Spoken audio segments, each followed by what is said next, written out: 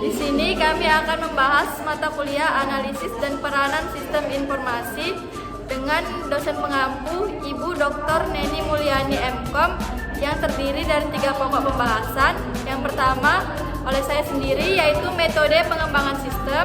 Yang kedua analisis perancangan input yang akan saya bacakan. Yang ketiga analisis perancangan output yang akan saya bacakan. Di sini saya akan menjelaskan tentang metode pengembangan sistem atau SDLC, System Development Life Cycle. Metode pengembangan sistem atau System Development Life Cycle adalah serangkaian tahapan atau proses yang digunakan untuk merancang, membangun, serta menguji sistem agar nantinya menghasilkan sistem atau software yang berkualitas. Tujuan dari SLDC yaitu alur dan terstruktur, mempersingkat waktu, meminimalisir biaya, antisipasi kesalahan, antisipasi perbaikan, antisipasi pengerjaan ulang. Ada pula tahapan-tahapan pada SDLC. Yang pertama yaitu perencanaan, analisis, desain, implementasi, dan maintenance. Ada pula 6 software development life cycle dan ada pula 7 fase of design and development process. Tahapan pada SDLC, yang pertama tahapan waterfall. Metode waterfall adalah pendekatan dalam pengembangan perangkat lunak dengan tahapan analisis kebutuhan, perancangan, implementasi, pengujian, dan pemeliharaan. Berikut adalah urutan tahapan metode air terjun atau waterfall. Yang pertama analisis kebutuhan atau requirement analysis. Yang kedua perancangan atau desain. Yang ketiga implementasi atau implementation. Yang keempat pengujian atau testing. Yang kelima pemeliharaan atau maintenance. Yang kedua prototyping metode adalah metode pengembangan sistem di mana prototipe dibangun, diuji, dan kemudian dikerjakan ulang seperlunya hingga diperoleh hasil yang dapat diterima, dan dari situ sistem atau produk lengkap dapat dikembangkan. Langkah-langkah metode prototyping. Yang pertama, persyaratan sistem baru didefinisikan sedetail mungkin. Yang kedua, desain awal yang sederhana dibuat untuk sistem baru. Yang ketiga, prototipe pertama dari sistem baru dibangun dari desain awal. Yang ketiga, keempat, penggunaan mengevaluasi prototipe pertama secara menyeluruh dan mencatat kelebihan dan kekurangannya. Yang kelima, prototipe dimodifikasi berdasarkan komentar yang diberikan pengguna dan prototipe kedua dari sistem baru dibangun. Yang keenam, prototipe kedua dievaluasi dengan cara yang sama seperti prototipe pertama. Yang ketujuh, langkah-langkah sebelumnya diulang semuanya yang diperlukan. Yang kedelapan, sistem akhir dibangun berdasarkan prototipe akhir. Yang kesembilan, sistem akhir dievaluasi dan diuji secara menyeluruh. Yang ketiga, rapid application development adalah metode pengembangan perangkat lunak RAD, yaitu sebuah proses pengembangan perangkat lunak yang menekankan siklus pengembangan dengan waktu yang singkat. Tahapan dalam metode RAD, yang pertama perancangan kebutuhan desain sistem, yang kedua proses pengembangan dan pengumpulan feedback, yang ketiga implementasi atau penyelesaian produk. Berikut gambar tahapan RAD. Yang pertama ada perencanaan kebutuhan, yang kedua ada desain sistem, yang ketiga ada pengembangan, dan yang keempat ada implementasi. Spiral. Spiral adalah salah satu metode yang dapat digunakan dalam pengembangan perangkat lunak. Model spiral merupakan penggabungan dari model prototyping dan model waterfall. Tahapan dalam merealisasikan model spiral, yang pertama tahap liaison, yang kedua tahap planning, yang ketiga tahap analisis risiko, yang keempat tahap rekayasa, dan yang kelima tahap evaluasi. Baik, untuk materi yang selanjutnya akan disampaikan oleh teman saya Dea Salsabila. A few moments later. Analisis perancangan input. Seperti pada contoh kasus, input data dan nilai mahasiswa. Sebuah sekolah ingin mengembangkan sistem untuk mengelola data siswa secara digital. Salah satu kebutuhan utamanya adalah fitur input data siswa yang akan digunakan oleh petugas administrasi untuk memasukkan informasi siswa baru ke dalam sistem. Prosedur input data dan nilai siswa baru. Yang pertama, rancangan input login. Rancangan login ini merupakan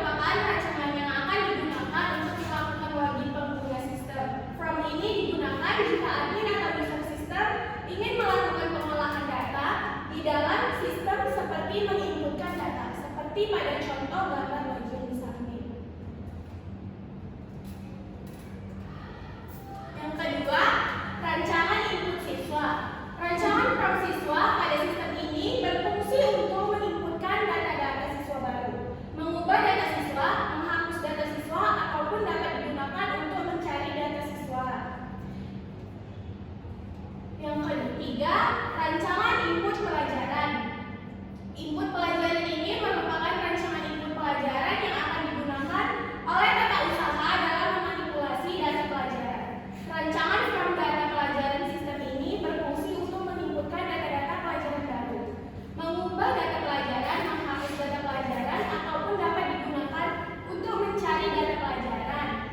Ya, seperti pada gambar di samping, kita memasukkan kode data pelajaran dan nama siswa.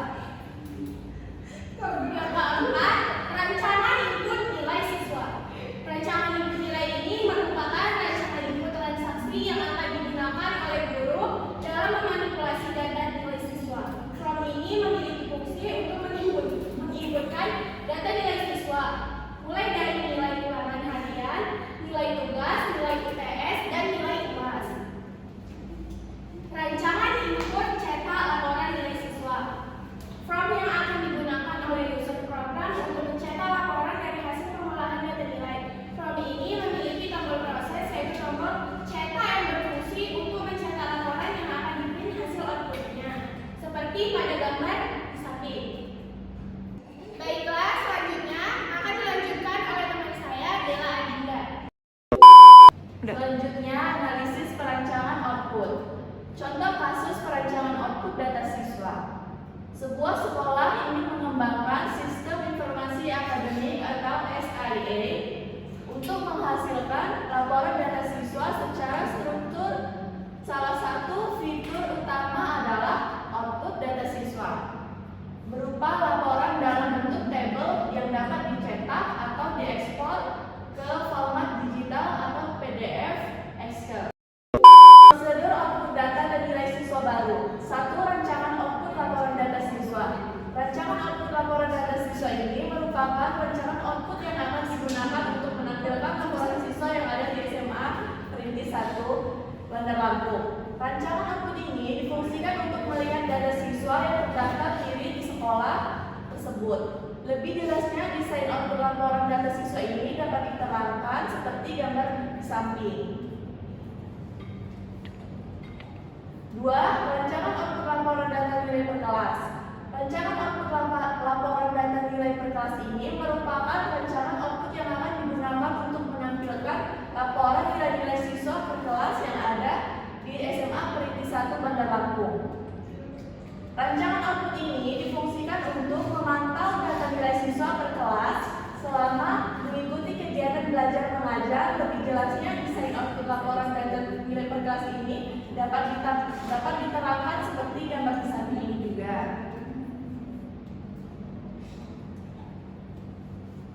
3. Rancangan output laporan data nilai per siswa. Rancangan output laporan data nilai per siswa ini merupakan rancangan output yang akan digunakan untuk menampilkan laporan nilai-nilai per siswa yang ada di SMA Perintis 1 Bandar Lampung. Rancangan output ini difungsikan untuk memantau data nilai setiap siswa selama mengikuti kegiatan belajar mengajar. Lebih jelasnya, desain output laporan data nilai per siswa ini dapat diterangkan seperti gambar di samping ini. Selanjutnya, kesimpulan dari metode pengembangan sistem adalah bahwa pemilihan metode yang tepat sangat penting untuk membuat sistem yang sesuai kebutuhan. Yang terpenting, 1. Pilih metode sesuai tujuan proyek. 2. Libatkan penggunaan jika perlu masukan langsung. 3. Pertimbangkan waktu, biaya, dan kemampuan tim. 4. Gunakan pendekatan yang fleksibel jika perubahan sering terjadi. Intinya, tidak ada metode yang paling benar untuk semua proyek, tetapi memilih yang cocok akan membantu menyelesaikan proyek dengan lebih efektif. A few moments later.